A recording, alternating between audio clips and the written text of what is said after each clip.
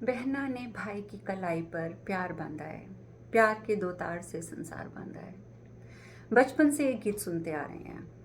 रक्षाबंधन का त्योहार हर हिंदुस्तानी के लिए एक बहुत बहुत बड़े महत्व की बात रखता है। एक भाई बहन के प्यार का प्रतीक ये त्योहार देश के हर कोने में धूमधाम से मनाया जाता है। रक्षाबंधन का त्योहार कैसे मनाते हैं ये तो हम सब जानते हैं, लेकिन आज हम चर्चा करेंगे कि आखिर रक्षाबंधन के त्योहार की शुरुआत हुई तो वो कैसे हुई, उसका प्राचीन इतिहास क्या है। आज हम इस बारे में चर्चा करेंगे। सबसे पहले मैं बताती हूँ कि सतयुग के दो हमें इतिहास सुनने को मिलते हैं।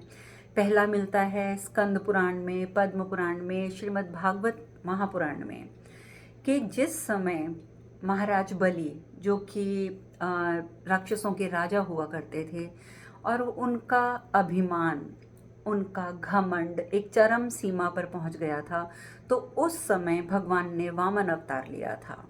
वामन अवतार लेकर भगवान विष्णु जब उनके पास पहुंचे, उनसे भिक्षा में तीन पग धरती की उन्होंने मांग करी, और बलि ने भी 3 पग धरती देने का वचन दे दिया। और तब भगवान विष्णु ने आकाश, पाताल और धरती तीनों को 3 कदमों में बांट लिया, मतलब नाप कर और अपने अंदर कर लिया, यानी कि अपने अधीन कर लिया।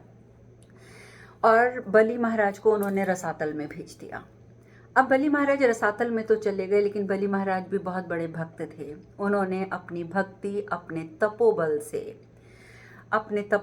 भक्ति से उन्होंने भगवान विष्णु से वरदान प्राप्त कर लिया कि ठीक है, आपने 3 पग धरती मांगी, मैंने दे दी, आपने मुझे रसातल में भेज दिया, मैं चला गया, लेकिन अब आप मुझे वरदान दीजिए कि आप दिन रात मेरे साथ रहेंगे। और भगवान विष्णु ने ये वरदान दे दिया बलि महाराज को।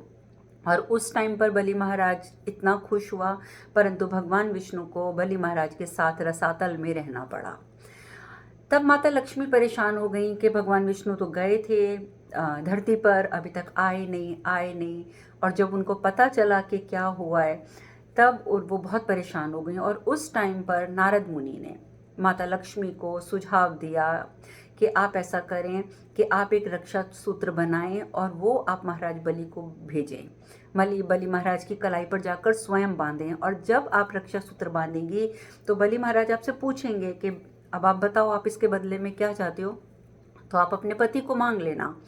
और इस तरीके से माता लक्ष्मी वो रक्षा सूत्र लेकर रसातल में गई थी। बलि महाराज के महल में जाकर उन्होंने बोला कि मुझे महाराज से मिलना है और मैं उनको अपना भाई मानती हूँ, और इस तरीके की बातें करी। और बलि महाराज अच्छे थे स्वभाव के, वो आए सामने, माता लक्ष्मी ने उनको धागा बांधा, और तब बलि महाराज ने पूछा, बोलो बहन अब क्या चाहिए। तब माता लक्ष्मी ने भगवान विष्णु को प्राप्त करने के लिए कहा कि मेरे पति जिनको आपने अपने पास रखा हुआ है, मुझे वापस कर दीजिए।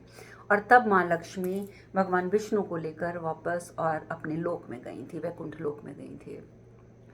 दूसरा हमें इतिहास प्राप्त होता है, वो भी हमें भविष्य पुराण में होता है, वृतासुर के युद्ध का।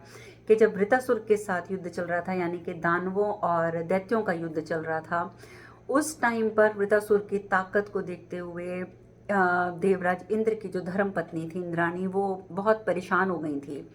तो तब उन्होंने अपने तपोबल से एक रक्षा सूत्र को उन्होंने तैयार किया था, और वृतासुर से युद्ध के लिए जाते समय इंद्र महाराज को उन्होंने वो रक्षा सूत्र बांधा था, और उस रक्षा सूत्र से इंद्र महाराज की रक्षा हुई थी और विजय प्राप्त करी थी उन्होंने वृतासुर के साथ संग्राम में। तो ये तो हमें सतयुग के 2 उदाहरण मिलते हैं। इसके सिवा हमें और जो बातें पता चलती हैं, अगर मैं बात करूं उसके बाद के समय की, तो भगवान कृष्ण के समय की बात पता चलती है। भगवान कृष्ण, जो कि आप जानते हैं कि द्वापर युग में आए थे, उन्होंने अवतार लिया था, और उस टाइम पर जब उन्होंने शिशुपाल का वध किया था और उनकी बाई उंगली से खून निकलने लगा था, तो द्रौपदी महारानी ये देखकर बहुत परेशान हो गई थी, उनको बहुत दुख हुआ था।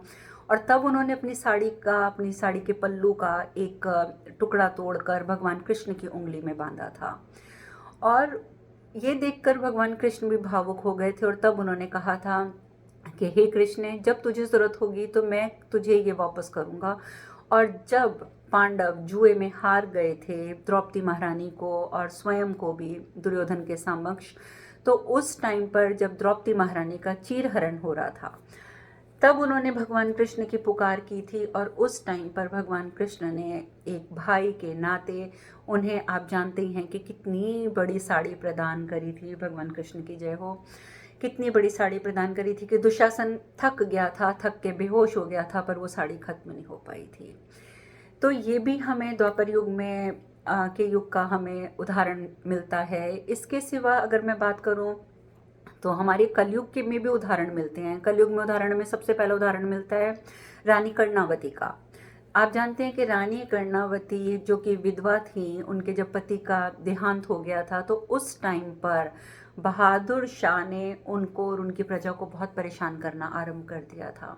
और जब रानी कर्णावती को लगा कि मैं बहादुर शाह से पार नहीं पा रही हूँ, उस टाइम पर उन्होंने मुस्लिम राजा, जबकि उस समय हिंदू मुसलमानों का युद्ध चल रहा था, पर उन्होंने मुस्लिम राजा हुमायूं को एक राखी भेजी थी और उन्होंने उस समय बोला था कि आप एक भाई के नाते मेरी और मेरे राज्य की रक्षा कीजिए।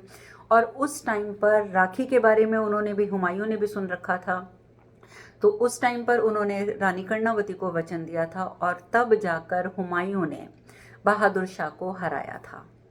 और इसी तरीके का एक और अन्य उदाहरण भी हमें प्राप्त होता है जब अलेक्जेंडर ने हिंदुस्तान पर भी आक्रमण किया था। पर अलेक्जेंडर पूरे विश्व विजय तो कर चुका था, आप जानते हैं, लेकिन महाराज पुरु से वो घबराता था। और महाराज पुरु से इतना घबराता था, महाराज पुरु ने तो उसको कितनी बार परास्त भी कर दिया था। और इतना उनका आपस में जो युद्ध चल रहा था और जिस हिसाब से वो हारता था अलेक्जेंडर, उस टाइम पर अलेक्जेंडर की धर्मपत्नी घबरा गई थी। और अलेक्जेंडर की धर्मपत्नी ने भी हमारे हिंदुस्तानियों के रक्षाबंधन के बारे में सुन रखा था। और तब जाकर अलेक्जेंडर की धर्मपत्नी ने रक्षा सूत्र भेजा था महाराज पुरु को। और तब जाकर उन दोनों के बीच में जो कई वर्षों से संग्राम चल रहा था वो बंद हुआ था।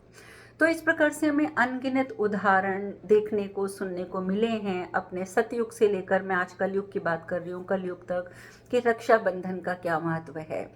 और ये मैं अभी भी कहूँगी कि यदि आज हम बेशक कलयुग के निवासी हैं, लेकिन अगर हम प्रेम से, प्यार से अपने भाई के हाथ में रक्षा सूत्र बांधते हैं तो भाई की रक्षा अवश्य होती है। और भाई के द्वारा दिए गए वचन से बहन की भी रक्षा होती है। तो ये एक बहुत पवित्र त्यौहार है और मैं सभी भाई बहनों से ये प्रार्थना करती हूँ कि इस त्यौहार को अपने दिल और अपनी आत्मा से मनाएं और इसका फल प्राप्त करें। अगली बार हम एक नई चर्चा के साथ मिलेंगे। हरे कृष्णा।